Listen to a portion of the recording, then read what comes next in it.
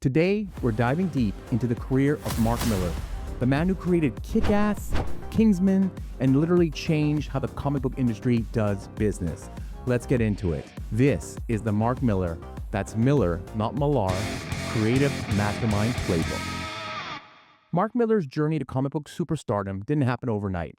Born in Scotland in 1969, and after a meeting with Alan Moore at a comic convention in the mid-80s and getting crucial advice from Grant Morrison, who told him to focus on writing rather than trying to be both a writer and artist, Millar began his professional career. His first major breakthrough came with British anthology 2000 AD, where he honed his craft on various stories. But the real turning point arrived in 1999 when Warren Ellis recommended him to take over the authority at DC's Wildstorm imprint. This was Millar Unleashed. Over-the-top violence, satire, and mature themes that immediately grabbed attention. Though DC censored some of his work, it put him on the map. Then came the Marvel Renaissance. In 2000, Marvel brought Millar in as part of a new team to revitalize their struggling comic line. He launched Ultimate X-Men at #1, completely reimagining the X-Men for a new generation.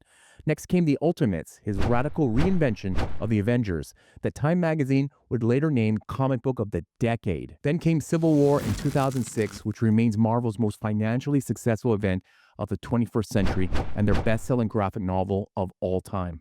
The 2016 Captain America Civil War film drew heavily from Millar's storylines, cementing his influence on Hollywood superhero storytelling. But here's where Millar did something revolutionary. While still at Marvel, he took advice from Stan Lee himself to branch out and create his own properties. In 2003, he launched Millarworld, a unified label for his creator-owned comics set in a shared fictional universe. The first title was Wanted, with artist J.G. Jones, published by Top Cow. The concept was audacious. What if supervillains had won and taken over the world? A movie producer spotted Wanted in the advanced solicitations before issue 1 even hit shelves. The 2008 film adaptation, starring Angelina Jolie and James McAvoy, grossed $342 million on a $70 million budget. Millar had proven the formula worked. Next came Kick-Ass in 2008, published under Marvel's Icon imprint with his frequent collaborator John Romita Jr. The premise was deceptively simple. What if a regular teenager with no powers decided to become a superhero? The book was gritty, violent, and completely subversive. The 2010 film adaptation, directed by Matthew Vaughn, became a cultural phenomenon. Then there was The Secret Service, which Millar created with legendary artist Dave Gibbons. This spy thriller about a street kid recruited into an elite intelligence agency became the Kingsman franchise. Multiple films have collectively grossed hundreds of millions of dollars worldwide. What made Millarworld unique wasn't just the concepts, it was the business model. Millar did something almost unheard of in comics. He split ownership of every property 50-50 with the artists who drew them. Millar originates all the concepts, writes the full scripts, and creates the characters and universes entirely on his own. He's the sole writer. The artists then bring his vision to life visually, and while they have creative freedom in how they interpret and draw the pages, they're working for Millar's complete scripts. But here's the coolest part. Despite being the sole writer and creator of the intellectual property, Millar gives artists full 50-50 ownership. That includes everything: the advance money, film rights, toy deals, video games, merchandise, split down the middle. Even his agent questioned this decision. As Millar has said, artists like Dave Gibbons or Frank Quitely could draw any book at Marvel or DC, so it's humbling when they devote a year or two of their lives to something that previously only existed on his scattered notepads. This generous approach means elite artists are ready to take a risk with him, knowing they're building equity, not just collecting page rates. Millar's creative process for those titles was methodical yet explosive. When developing Jupiter's Legacy, his superhero family epic with Frank Quitely, he spent 2 full months writing scribbled scenes and covering his office wall with post-it notes.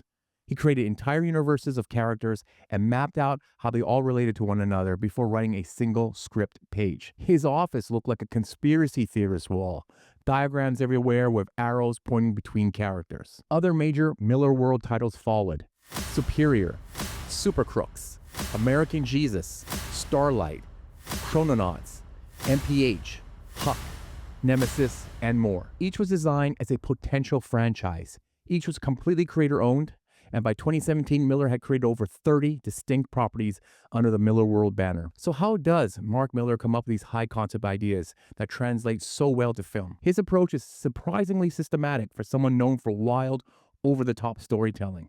First, Millar thinks in terms of elevator pitches. He can describe any of his properties in one sentence. Wanted is supervillains won and took over the world. Kick-Ass is regular kid becomes a superhero with no powers.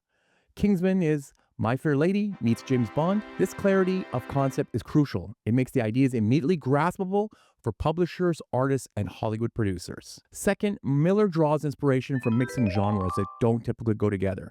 He describes Conquered, one of his Kickstarter projects, as Independence Day meets Game of Thrones. Psychic Sam is Death Wish meets Minority Report. This mashup approach creates instant intrigue and gives collaborators a clear reference point. Third, he mines his own childhood obsessions and rejected pitches. Superman Red Sun, his best-selling Superman graphic novel, came from an idea he had at age 6 after reading a political-themed Superman comic. Fourth, Millar focuses on the personal stakes within big concepts. When creating Jupiter's Legacy, he was a new father and suddenly found family dynamics fascinating. He asked, what if Superman and Wonder Woman had kids? What would it be like for children to grow up in the shadow of perfect parents? This emotional core grounds even his most outlandish premises. And finally, Millar is relentlessly commercial in his thinking, but not in a cynical way. He genuinely loves, like you and me, blockbuster entertainment. He asks himself, would this work as a movie? Would audiences want to see this? This doesn't compromise his work, it focuses it. As he said in interviews, he doesn't feel constrained by continuity or editorial mandates. He can do anything he wants, which is both liberating and fun. If you're a creative person looking to build your own projects, here are 3 lessons from Mark Millar's Creative Mastermind Playbook. Lesson 1, own your work. Again and again, as with all the videos on my channel, this is the big one. Millar recognized early that creating his own intellectual property would give him far more control and earning potential than work for hire, no matter how prestigious the project. Yes, writing Spider-Man or Batman pays well, but creating Kick-Ass means you own it forever. When you own your work, you control adaptations, licensing, and long-term value. Start building your own universe even while doing client work.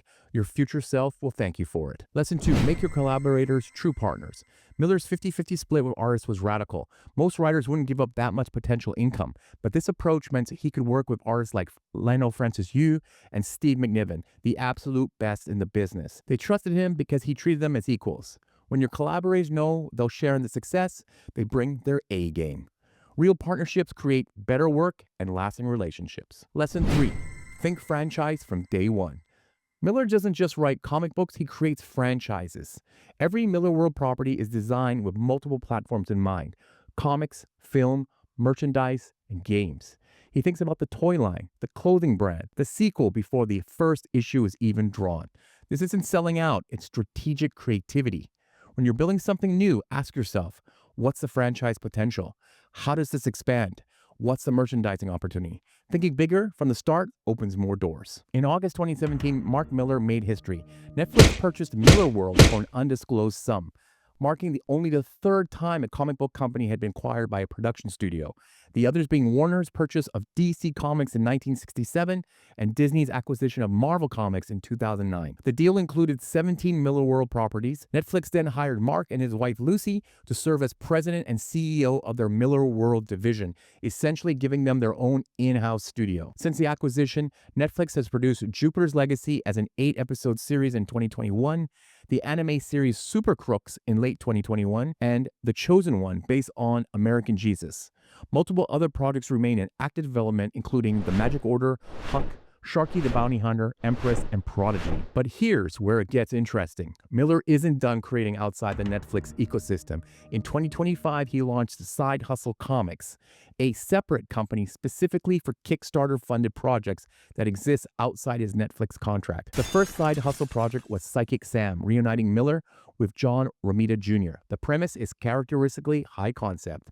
A man hears a voice telling him about murders 24 hours before they happen. The Kickstarter exceeded its goal, and a film adaptation is already in development. But why Side Hustle? Millar wanted creative projects that he and his artist collaborators fully own and control, built specifically for the direct-to-consumer Kickstarter model. It's another example of Millar staying ahead of industry trends. recognizing that crowdfunding offers creators unprecedented freedom and direct connection to fans. Mark Millar's career is a masterclass in creative entrepreneurship. He provided you could write for Marvel and DC while building your own empire. He showed that treating collaborators as true partners attracts the best talent. He demonstrated that creator-owned properties could become global franchises, and he made history by selling his company to Netflix while immediately launching new ventures to keep creating freely. What's your favorite Mark Millar creation? Let me know in the comments below, and if you enjoyed this deep dive, please hit that like button and subscribe for more creator playbooks. Until next time, keep creating.